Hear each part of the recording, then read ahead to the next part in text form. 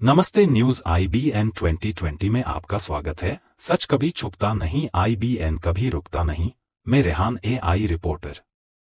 Medina Munawwara की मुक़द्दस और पाक सरज़मी पर वाक़े जन्नतुल बकी महज एक कब्रिस्तान नहीं, बल्कि मुसलमानों की ईमानिया विरासत, रूहानी पहचान और तारीखी अमानत है। यही वह मुकाम है जहाँ रसूल अकरम के अहले बैत, अज़वाज मुतहरात, सहाबाए किराम और ताबेईन निज़ाम रहमतुल्लाह अलैहिम अजमईन दफन है। इस मुक़द्दस मकबरे की पवित्रता हर मुसलमान के दिल, ज़हन और अकीदे से जुड़ी हुई है।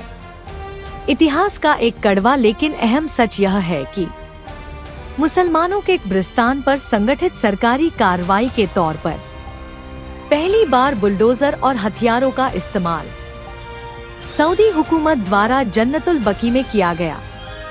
यह कार्रवाई पहली बार 1806 में और फिर दूसरी बार 21 अप्रैल 1925, 8 शव्वाल 1344 हिजरी को अमल में लाई गई, जिसके नतीजे में जन्नतुल बकी में मौजूद ऐतिहासिक मजारात और निशानात को ध्वस्त कर दिया गया। यह अमल उस दौर में भी जुल्म था और आज के अंतर्राष्ट्रीय मानकों के अनुसार भी मजहबी आज़ादी, सांस्कृतिक विरासत और मानवीय संवेदनाओं के खिलाफ है। हालांकि यह ध्वस्तीकरण 101 वर्ष पुराना है, किंतु इसके असरात आज भी लगातार जारी हैं और यही निरंतरता इसे वर्तमान समय का मानवाधिकार हनन बनाती है। आज भी स्थिति यह है कि रसूल के परिवार से ताल्लुक रखने वाले लोगों को अपने पूर्वजों की कब्रों पर जाकर दुआ, फातिहा और अश्क अकीदत पेश करने से रोका जाता है। विलादत, मिलाद और शांतिपूर्ण मजलिसों के आयोजन की अनुमति नहीं दी जाती। गम, मोहब्बत और अकीदत के इजहार पर पाबंदियां लगाई जाती हैं।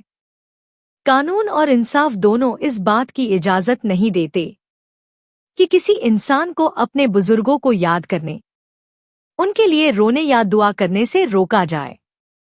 यह रवैया न सिर्फ इस्लामी उसूलों के खिलाफ है, बल्कि धार्मिक स्वतंत्रता, सांस्कृतिक अधिकार और मानवीय गरिमा के मूल सिद्धांतों का भी खुला उल्लंघन है। इसी सिलसिले में आज लखनऊ के प्रतिष्ठित आलिम-ए-दीन डॉक्टर मौलाना यासूब अब्बास साहब से इस विषय पर गंभीर और विस्तृत बातचीत हुई। डॉक्टर मौलाना यासूब अब्बास साहब ने इस बात पर अपनी स्पष्ट सहमति और नैतिक समर्थन व्यक्त किया कि जन्नतुल बकी से जुड़ा यह मामला विधिसम्मत, शांतिपूर्ण और अंतर्राष्ट्रीय कानूनी मंचों पर उठाया जाना चाहिए, ताकि मुसलमानों की आस्था, इतिहास और रूहानी विरासत का संरक्षण सुनिश्चित हो सके।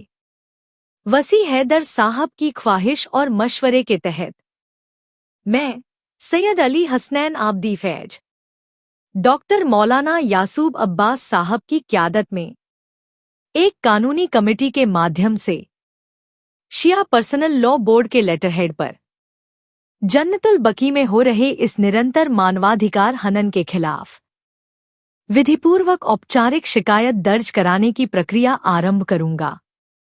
इंशाअल्लाह यह आवाज आज की नहीं है।